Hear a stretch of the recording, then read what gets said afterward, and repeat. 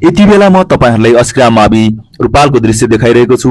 अब यो मावि मात्रै नरहेर ब्याचलर लेभलको पनि पढाइ हुने सम्भावना उच्च रहेको छ, जहाँ सुदूरपश्चिम विश्वविद्यालयबाट अनुमति पनि प्राप्त गरिसकेको छ।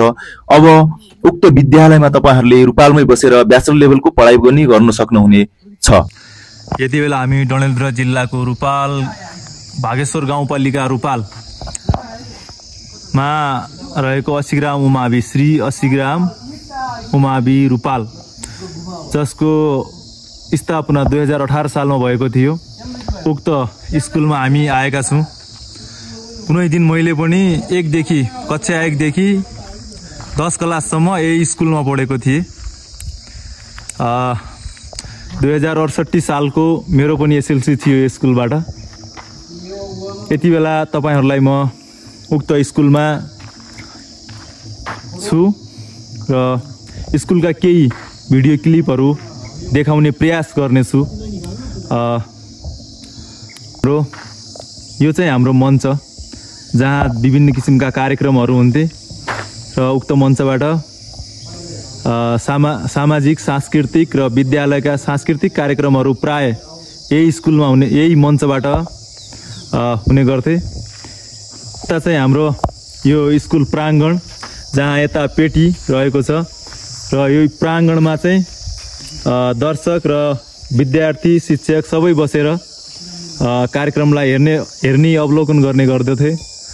र यही स्कुलमा तपाईको भलिबल कार्यक्रम, भलिबल प्रोग्रामहरु पनि, भलिबल गेमहरु हुने गर्थे। आजभोलि चाहिँ भलिबलको कोर्ट पनि देखेन मैले, यहाँ फिल्ड थियो हैन, पिल्लरहरु सबै थिए यो ठाउँमा। हाम्रो यहाँ हुकमजी, अनिल अनि सुमन सबै हामी यहाँ आएका छौं आज हैन। अनिल, सुमनको चाहिँ एसएलसी कुन सालको? मेरो टक्कै मलाई याद भएन अहिले, समथिङ 2075 या 76 हैन। अनिलको चाहिँ कति सालको? सेम हो। अनि हुकमजीको 70 हैन। ल ठीक छ। यो चाहिँ तपाईको सरस्वती माताको मन्दिर पनि बनाउनु भएको रहेछ अहिले हैन। पहिला हाम्रो पालामा चाहिँ यो थिएन, तर यति बेला चाहिँ सरस्वती माताको मन्दिर पनि बनाउनु भएको रहेछ। एकदमै राम्रो पनि लाग्यो, खुसी लाग्यो। स्कुल प्राङ्गणमा सरस्वती माताको मन्दिर अनिवार्य हुनुपर्ने हुन्छ हैन। अनि हामी पढ्ने बेला चाहिँ यो चाहिँ तपाईको 80 ग्राम माध्यमिक विद्यालय भागेश्वर गाउँपालिका 2 रुपाल डडेलधुरा लेखेको, जस्तो यो 2011 साल लेखेको स्टाफ कक्षमा चाहिँ हाम्रो तपाईको प्रशासनको कक्ष थियो, अहिले पनि स्टाफ कक्ष नै रहेछ। यहाँ चाहिँ हामी तपाईलाई अब यो त्यो धारा, यहाँ तपाईहरुका धेरै यादहरु पनि हुन सक्छन्। यो लिपस्टिकको रुख, तपाईहरुले धेरैले यो ठाउँलाई एकदमै मिस गर्नुहुन्छ। यो चाहिँ धारा थियो हैन, धारामा जहाँ हामी पानी खाने गर्थ्यौं। पानी सानी केही पनि रहन्छ अहिलेको अवस्थामा।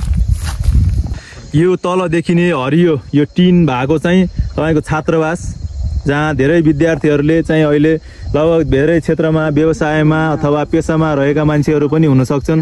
यही क्षेत्रमा पढेर तपाईको यही क्षेत्रमा बसेर यही स्कुलमा पढेर तपाईको धेरै पेशा व्यवसायमा पनि हुन सक्छन्।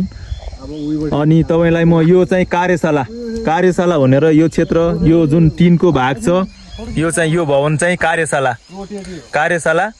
जहाँ तपाईको धेरै किसिमका एक्जामहरु अनि तपाईको कार्यक्रम जस्तो सांस्कृतिक, यो स्कुलको सांस्कृतिक कार्यक्रमदेखि लिएर विभिन्न कार्यक्रम हुन्थे, त्यसको रिहर्सलहरु प्राय यही कार्यशालामा हुने गर्दथे। हामीलाई पुरै याद छ हैन। तपाईहरुलाई पनि यो क्षेत्रको बारेमा यो मेरो भिडियो हेरिसकेपछि तपाईलाई धेरै कुराहरु याद आउनेछन्। म यति बेला तपाईको तल चाहिँ जान सक्दैन हैन। तल चाहिँ गिरौन र तल 80 ग्राम बाबाको मन्दिर पनि छ, जहाँ तपाईको धेरै किसिमका जस्तो गेमहरु, एथलेटिक्स गेमहरु जस्तो के भन्छ त्यो दौड गेमहरु, हाई जम्प, लङ जम्प चाहिँ तल यो गिरौन क्षेत्रमा, गिरौनमा चाहिँ यो फिल्डमा चाहिँ हुने गर्दथे। यो माथिको भवन चाहिँ 5 क्लाससम्म थियो है। फेरि हामी पढ्ने बेला यताको 4 क्लास, उतापट्टिको 5 क्लास। यो चाहिँ यतापट्टिको यो चाहिँ 5 क्लास, यतापट्टिको चाहिँ 4 क्लास। अहिले चाहिँ तपाईको यो माथि भवनहरु पनि भने नयाँ भवनहरु पनि छ। कुनै दिन यो क्षेत्रमा चाहिँ तल यो खाली जमिन छ, जहाँ चाहिँ आजभोलि यो वालाको रुख चाहिँ देखिरहेछ। तर यो क्षेत्रमा चाहिँ तपाईको सन्तोलाहरुको रुख चाहिँ एकदमै धेरै सन्तोलाको रुखहरु थिए। आज एउटा पनि देखेन मैले चाहिँ सन्तोला रुख है। अनि यो पारीको घर चाहिँ यहाँनिर एउटा नासपतिको बोटा थियो, हामी नासपति चोर्न पनि जान्थ्यौँ, कहिलेकाहीँ पैसा भएको बेला किन्ने पनि गर्थ्यौँ क्या फेरि। अब चाहिँ म तपाईँलाई यहाँ स्कुलबाट हाम्रो अस्किराम उमाविबाट देखिने गाउँहरू जस्तो नौतडीको यो कोटेौडा क्षेत्र, उता जोगेौडा, यता भट्टानी होइन, अनि खेतबारीहरू हेर्न सक्नुहुन्छ तपाईँले यसरी धान बर्ली पाकेको होइन। अनि तपाईँको यतातिर उता रन्चुला, त्यो पारी देखिने डाँडा रन्चुला, अनि उता चाहिँ लाटादेउ क्षेत्र, हाम्रो लाटादेउ बाबा मन्दिर पनि देखिन्छ।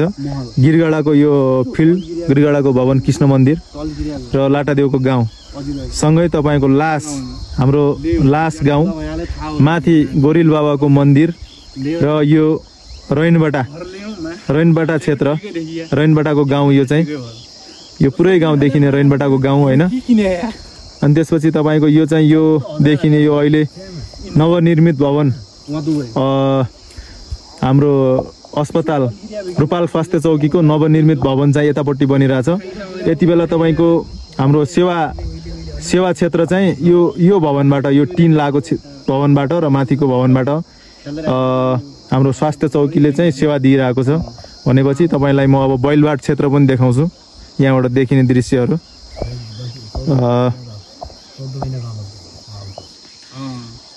यो चाहिँ तपाईँको बैलबाट क्षेत्र, यो बजार, रूपालको बजार।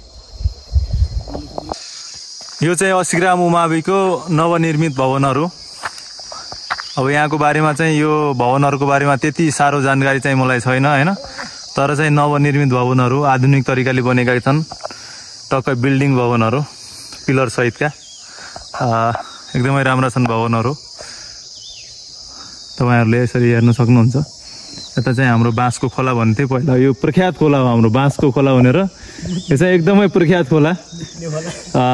तपाईँहरूले बाँसको खोला भन्यो भने एकदमै आफै याद हुन्छ तपाईँहरूलाई। ल हेर्नु होला यो भिडियो चाहिँ, मैले चाहिँ सबै भिडियो बनाइदिएको छु। यो चाहिँ यता पनि यो नवनिर्मित भवन नै हो। अब सायद +2 सँगै तपाईँको ब्याचलर लेभलको पनि पढाइ हुन सक्ने सम्भावना एकदमै उच्च रहेको छ। अनुमति चाहिँ पाइसकेको छ, अब पढाइ पनि हुन सक्ने सम्भावना पनि धेरै छ।